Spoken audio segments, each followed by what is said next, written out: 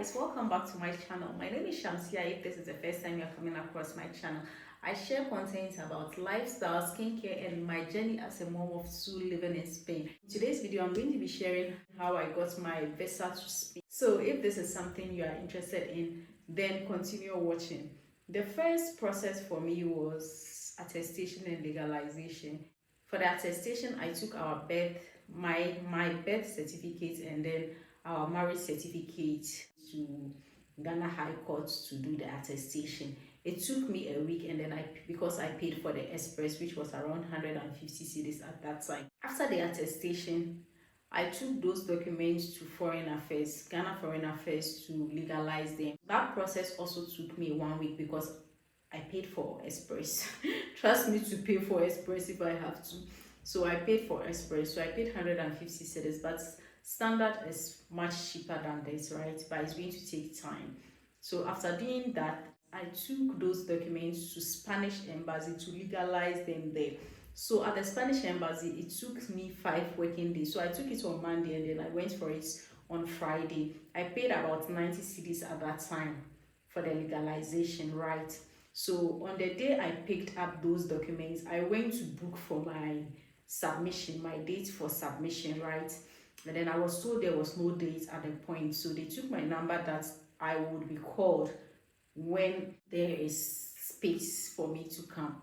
So I think I left after 3 weeks or a month. I had a call from the embassy, and then I was given a date actually to come for the interview and then submit my documents. So I told them my husband was coming to Ghana, so she booked for myself and then my husband. Other than that, my husband would have taken his interview in Madrid, right?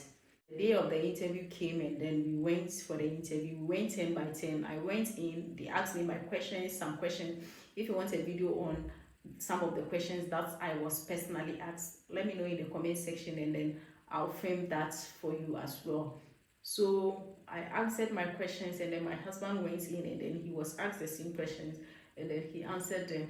We didn't communicate actually because right as I was coming out, the woman was calling my husband in, so no chance for us to even communicate. But because it's real, so they were starting to be scared of.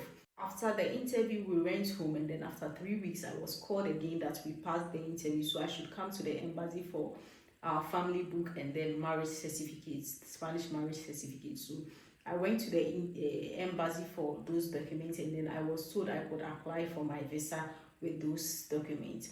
So with the visa application, I submitted my passports, the book itself, and then a copy of the biometric data, and then a copy of my husband's passport, then a invitation letter from my husband signed by a lawyer here in Spain, and then ticket to Spain, that was optional, and then a filled Schengen visa application form. So those are the things I submitted for my visa.